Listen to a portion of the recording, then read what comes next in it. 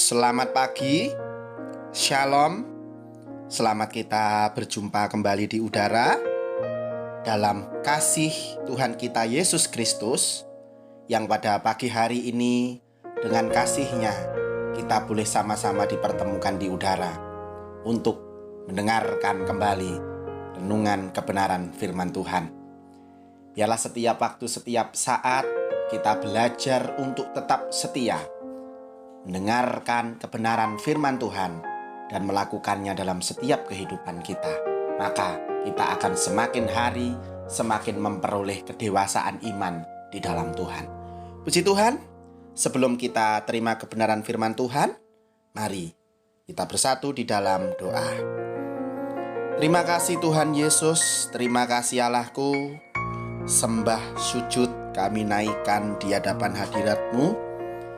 Pada pagi hari ini Tuhan sudah membangunkan kami kembali, menyertai kami di dalam istirahat kami semalam, dan kami bersyukur kalau pada pagi hari ini kami masih diberikan kesempatan untuk bersama-sama mendengarkan kebenaran firman-Mu. Terima kasih Tuhan, sebelum kami memasuki hari yang baru, kami rindu untuk mengisi hidup kami dengan kebenaran firman Tuhan, supaya firman Tuhan memberkati kami. Urapi hamba-Mu dan urapi kami semuanya. Dalam nama Tuhan Yesus Kristus, kami siap terima kebenaran firman-Mu. Amin. Renungan firman Tuhan pada pagi hari ini terambil dari Injil Yohanes 14 ayat yang ke-15. Saya akan bacakan firman Tuhan ini untuk kita semuanya. Yohanes 14 ayat yang ke-15. Jikalau kamu mengasihi aku, kamu akan menuruti segala perintahku.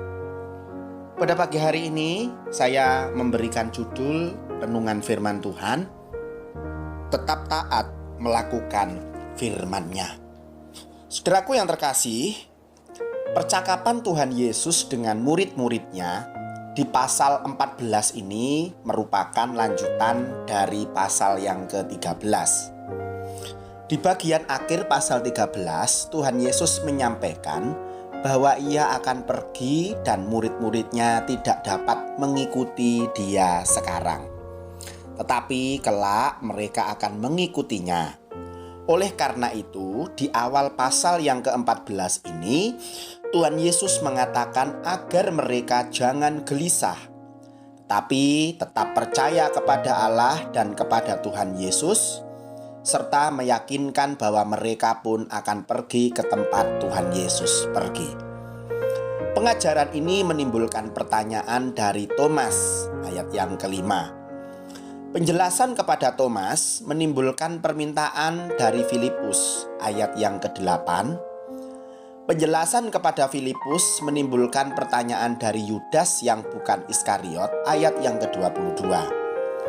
Betapa sulitnya para murid memahami perkataan Tuhan Yesus ini.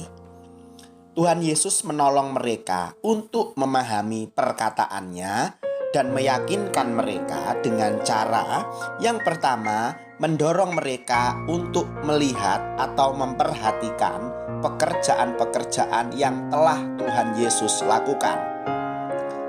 Pasal 14 ayat yang ke-11.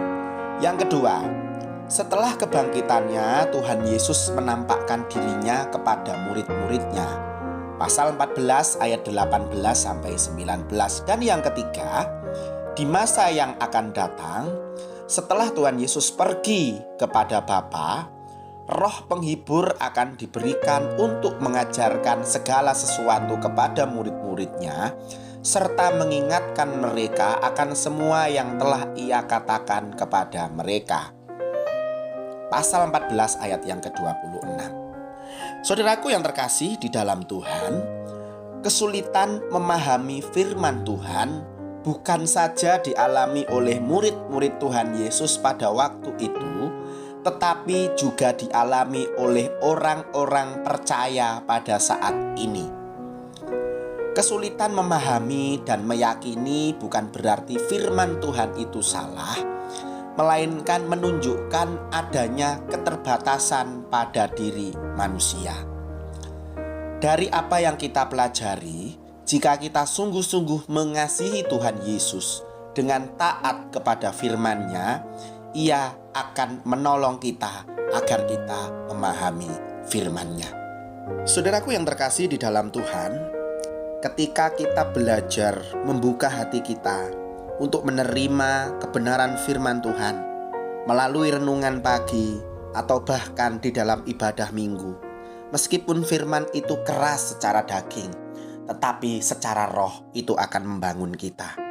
Oleh sebab itu, pada pagi hari ini, mari kita bersama-sama memahami firman Tuhan.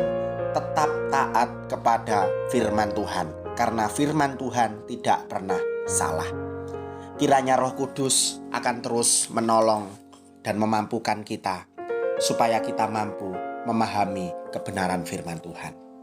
Kiranya Tuhan Yesus memberkati. Saya akan tutup renungan pada pagi hari ini di dalam doa. Bapa di dalam surga, kami mengucap syukur dan berterima kasih Bapa untuk kebenaran firman-Mu pada pagi hari ini. Ketika Engkau meninggalkan para murid-murid, maka murid-murid tidak dibiarkan seorang diri. Begitu pula kami yang saat ini hidup di dalam gereja Tuhan di masa kini, yang kami tahu Tuhan sedang pergi ke surga untuk mempersiapkan rumah bagi kami. Dan sesuai janji firman-Mu, suatu saat Engkau akan membawa kami ke tempat Engkau, di mana Engkau berada. Terima kasih Tuhan, di waktu-waktu sekarang ini, mampukan kami memahami firman-Mu, mampukan kami untuk tetap berada di jalurnya Tuhan, melakukan kehendak Tuhan dalam setiap kehidupan kami. Kiranya Roh Kudus menolong dan menuntun, memimpin kami setiap waktu, supaya jalan kami tidak tersesat.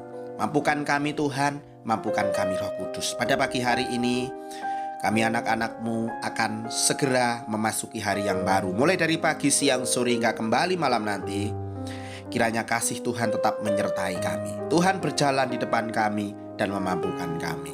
Terpujilah nama-Mu Tuhan. Di dalam nama Tuhan kami Yesus Kristus, kami berdoa dan mengucap syukur. Haleluya. Amin. Puji Tuhan, selamat pagi, selamat beraktivitas. Tuhan Yesus memberkati.